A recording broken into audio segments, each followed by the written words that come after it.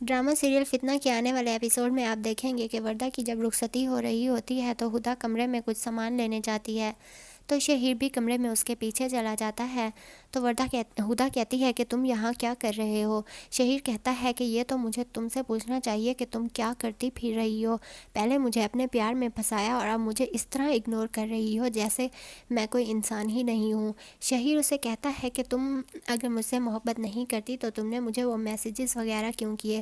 کیونکہ شہیر کو نہیں معلوم کہ وہ میسیجز وردہ نے کیے تھے نہ کہ ہدا نے، اور نہ ہی ہدا کو معلوم ہے کہ اس کے موبائل سے وردہ نے کوئی میسیجز کیے تھے، اس لیے وہ بالکل ہی انجان بنتی ہے۔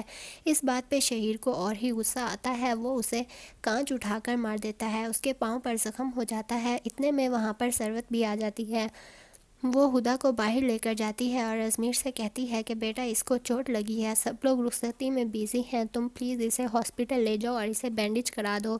تو ازمیر اسے ہاسپٹل لے جاتا ہے، وہ راستے میں پوچھتا بھی ہے کہ تمہارے پاؤں پر کیسے چوٹ لگی؟ تو وہ کہتی ہے بس میں تھوڑی پھسل گئی تھی اس لیے۔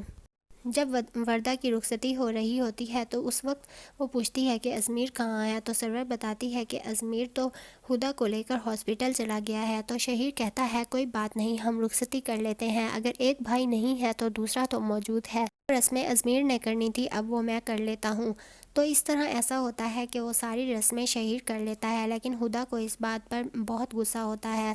جب وہ اپنے رخصت ہو کر گھر چلی جاتی ہے تو وہاں وہ ہدا کے پاس جاتی ہے اور اسے کہتی ہے کہ تم مجھے یہ بتاؤ، تمہیں اپنی انگلیوں پر نچانے کے لیے صرف ایک میرا بھائی ہی ملا تھا؟ ہر وقت اسے اپنے پیچھے لگائے رکھتی ہو، میرا اتنا امپورٹنٹ ایونٹ تھا اور تم ازمیر بھائی کو لے کر ہاسپٹل چلی گئی، وہ میری رخصتی کے وقت بھی وہاں موجود نہیں تھے۔ ہدا کہتی ہے کہ میں جان بوجھ کر ازمیر کو تمہاری رخصتی کے ٹائم نہیں لے کر گئی تھی، بلکہ مجھے واقعی چوٹ لگی تھی اور مجھے سٹیچز بھی لگے ہیں۔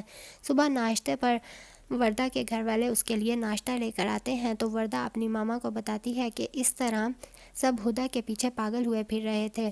تو طلعت بھی کہتی ہے کہ جب کوئی ایونٹ ہوتا ہے تبھی تمہیں کوئی چوٹ لگ جاتی ہے یا پھر تمہارا پاؤں ٹوٹ جاتا ہے، ایسے تو ہم نے کبھی نہیں سنا کہ تمہیں گھر میں کوئی چوٹ وغیرہ لگی ہو۔